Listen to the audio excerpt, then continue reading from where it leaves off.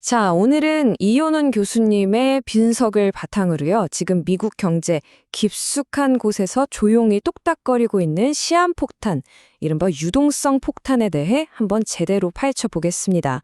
이게 그냥 먼 나라 얘기가 아니라 곧 닥쳐올 엄청난 변화의 신호일 수 있거든요. 지금부터 저랑 같이 한번 따라가 보시죠. 최근에 뉴스 많이 보셨죠? 미국 연준이 기준금리를 살짝 내렸습니다. 4.0%에서 3.75%로 0.25%포인트 인하했는데요. 겉으로 보기에는 이제 좀 안정되나 보다, 금리도 슬슬 내려가겠구나 하고 기대하게 만드는 그런 긍정적인 신호처럼 보이잖아요. 그런데 말이죠. 만약에 이 작은 금리 인하가 사실은 곧 닥쳐올 어마어마한 금융폭풍을 가리기 위한 일종의 연막 같은 거라면 어떨까요? 오늘 우리가 살펴볼 분석은 바로 이 지점에서 시작합니다. 공식 발표 뒤에 숨겨진 진짜 이야기, 지금부터가 정말 중요합니다. 연준이 공개한 점도표라는 게 있어요. 위원들이 앞으로 금리가 어떨 것 같다 하고 점을 찍어서 보여주는 건데, 이걸 보면 아주 천천히 조금씩 금리를 내릴 거다라고 말하고 있거든요. 근데 오늘 저희가 다룰 이현은 교수님의 분석은요, 완전히 정반대를 이야기합니다. 아주 급격하고 엄청난 변화가 우리를 기다리고 있다는 거죠. 이 모든 예측의 핵심 키워드는 바로 시간입니다. 구체적으로는 2026년 5월, 이때가 바로 제롬 파월, 현 연준 의장의 임기가 끝나는 시점인데요. 분석에 따르면 바로 이날을 기점으로 미국의 통화 정책이 완전히 180도 뒤바뀔 수 있다는 겁니다. 만약 이게 진짜라면 지금 우리가 보고 있는 그 점도표는 사실상 아무 의미 없는 종이 쪼가리가 되어버리는 거죠. 아니, 근데 왜 이렇게까지 극단적인 변화를 예측하는 걸까요? 도대체 무슨 일이 있길래요? 그 근본적인 원인을 파고 들어가 보면 딱 하나가 나옵니다. 바로 미국이 짊어진 정말 상상을 초월하는 규모의 국가부채 때문입니다. 자, 화면에 보이는 이 숫자 좀 보세요. 2025년 기준으로 예상되는 미국의 국가부채 38조 달러입니다. 이게 감이 오시나요? 정말 상상조차 하기 힘든 어마어마한 돈이죠. 모든 문제의 시작은 바로 이 엄청난 빚입니다. 이 빚이 얼마나 무거운지는 이걸 보면 더 확실해집니다. 매년 갚아야 하는 이자만 무려 9천억 달러예요. 지금 보시는 것처럼 이게 미국 전체 국방 예산보다도 많습니다. 나라를 지키는 데 쓰는 돈보다 빚 이자로 나가는 돈이 더 많아졌다. 이거 정말 심각한 상황인 거죠. 근데 문제는 여기서 끝이 아닙니다. 설상가상으로 이 어마어마한 빚, 즉 국채를 사주던 큰 손들이 등을 돌리고 있어요. 대표적으로 중국이나 일본 같은 나라들이 미국 국채를 계속 팔아치우고 있는 거죠. 불과 10년 사이에 해외 보유 비중이 34%에서 23%까지 뚝 떨어졌습니다. 한마디로 채권을 사줄 사람이 점점 없어지고 있다는 아주 위험한 신호입니다. 자, 정리해볼까요? 빚은 산더미처럼 쌓였죠? 사줄 사람은 줄어들죠. 이자 부담은 눈덩이처럼 불어나죠. 정말 진퇴양난입니다. 이런 상황에서 과연 미국이 꺼내들 카드는 뭘까요? 이 분석에 따르면 남은 선택지는 딱 하나, 아주 파격적이고 논란이 될 만한 방법뿐이라고 합니다. 원래 나라 빚을 해결하는 방법은 교과서적으로는 몇 가지가 있죠.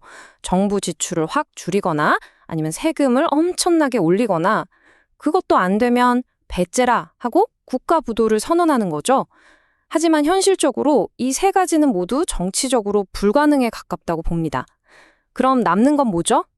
네, 마지막 네 번째 선택지뿐입니다. 그 마지막 방법이 뭐냐면 바로 인플레이션을 일부러 일으키는 겁니다. 돈의 가치를 떨어뜨려서 빚의 무게를 가볍게 만드는 거죠. 예를 들어 빚이 100억인데 돈을 엄청나게 풀어서 경제 규모, 즉 명목 GDP를 2배로 키우면 상대적으로 빚의 부담은 절반으로 줄어든 것처럼 느껴지잖아요? 빚의 액수는 그대로인데 점치 파이가 커 보이게 만드는 일종의 착시 효과를 노리는 겁니다. 그럼 이 인플레이션은 어떻게 만드느냐? 핵심 도구가 두 가지입니다. 첫 번째는 금리를 아주 공격적으로 내리는 거고요. 그리고 두 번째가 바로 양적 완화, 우리가 QE라고 부르는 거죠. 이건 쉽게 말해서 중앙은행이 그냥 돈을 막 찍어내서 시장에 있는 국채를 싹 사들이는 겁니다. 시중의 돈이 폭발적으로 풀리게 되는 거죠. 자, 만약에 이 시나리오가 정말 현실이 된다면 우리 사회는 어떻게 될까요? 이 정책은 엄청난 부작용을 낳을 수밖에 없고요. 필연적으로 사회를 두 부류로 나누게 될 겁니다. 바로 승자와 패자로요. 그 결과는 정말 극명하게 갈릴 겁니다. 한쪽에서는요, 시중에 돈이 넘쳐나니까 주식, 부동산, 코인 같은 자산 가격이 미친 듯이 오르겠죠. 이걸 가진 사람들은 더 큰 부자가 됩니다.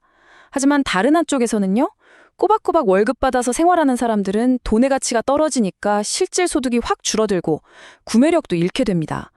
결국 중산층이 무너지는 아주 심각한 양극화가 벌어지는 거죠. 이호는 교수님은 이 상황이 역사적으로 큰 금융위기가 터지기 직전과 소름 돋게 비슷하다고 경고합니다. 1929년 대공황 때도 그랬고 우리가 겪었던 2008년 글로벌 금융위기 때도 그랬어요. 모두 이렇게 자산 거품이 한계까지 부풀어 올랐을 때 터졌거든요. 역사는 반복된다는 말이 정말 무섭게 들리는 순간입니다. 자, 그럼 가장 중요한 질문이 남았죠. 이렇게 거대한 변화의 물결 앞에서 우리 같은 개인들은 도대체 뭘 어떻게 해야 할까요? 다행히 이 분석은 그냥 문제 제기에서 끝나지 않고요. 이 폭풍 속에서 살아남기 위한 구체적인 전략들도 함께 제시하고 있습니다. 핵심 전략 4가지로 요약해 볼게요. 첫째, 돈의 가치가 떨어지는 걸 막아줄 자산. 그러니까 금이나 원자재, 부동산 같은 실물 자산을 꼭 가지고 있어야 합니다. 둘째, 주식 투자를 한다면 저금리 시대에 날아오를 기술주나 혁신주 위주로 봐야 하고요. 셋째, 우리나라 원화 자산에만 몰빵하지 말고 안전자산인 달러 자산도 포트폴리오에 넣어서 균형을 잡아야 합니다. 그리고 마지막 넷째, 이게 제일 중요한데요.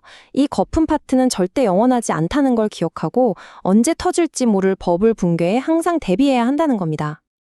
이 말을 정말 가슴에 새겨야 할 것 같습니다.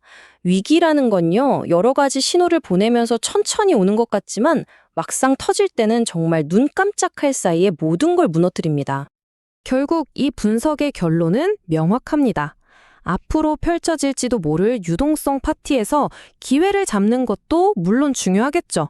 하지만 그 화려한 파티가 끝나면 반드시 버블 붕괴라는 청구서가 날아온다는 겁니다. 그래서 여러분께 마지막으로 이 질문을 던지고 싶습니다. 과연 우리는 그 순간을 맞이할 준비가 되어 있을까요?